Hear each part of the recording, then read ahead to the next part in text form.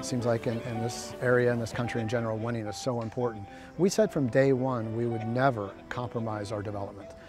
So we had a plan at U9, and this core group has been together for a lot of years. And with that plan, we basically looked at the 4 components of the game: the technical side, tactical side, the physical side, and the mental side, and said we're going to make sure these kids excel when they're ready for their college track years, which started basically at U15, U16, now going into U17. So it's really helped us on the college track by just never wavering from that plan.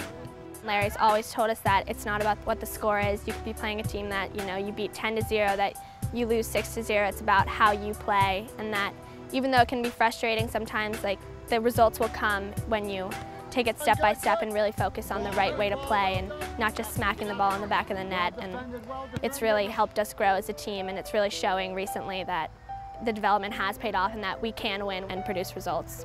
This year, our goal going into State Cup was to win State Cup, which we had never done before, but Larry's always told us that to get to any goal, you have to take it step by step, one thing at a time. So when we went into State Cup, we weren't thinking we're going into State Cup to winning nationals. We were going into State Cup to win State Cup, and things just really fell into place. And over the year, we started playing better and better. And so no one really expected it, and it was just fantastic. The whole summer was an amazing experience. Before we went to regionals, everyone was kind of doubting us, which I think gave us even more of an incentive to go out there and prove them wrong. And we really all just stepped it up in regionals, and then we won and we went to nationals. And by that point, we all felt that there's no turning back and there's no way we're going to let this slide through our fingers. So we were all just giving 150%. I think standing on the sidelines at that nationals final game was, we just all, I think, stopped breathing for the last 9 minutes of the game because they scored with 9 minutes left, and I think our whole parent group just stopped breathing. As soon as the final whistle blew, I sat there and watched these kids all sprint to each other at midfield, and I just took a minute and watched that because, again, it's about the kids, and watching that excitement, watching the thrill of them, winning a national championship was unbelievable. When we were crowned the national champions, it was the best feeling I've ever had. When you win something like that, you're a little bit shocked at first, but we were just so happy, running around hugging each other, poured the water on Larry. It was just the greatest feeling we've ever had.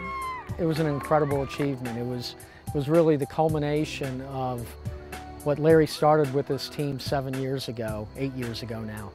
And he said when we got to the U16, U17 level that if this team, its parents and its players followed the plan, that we would have opportunities like we had this past summer, and he was right.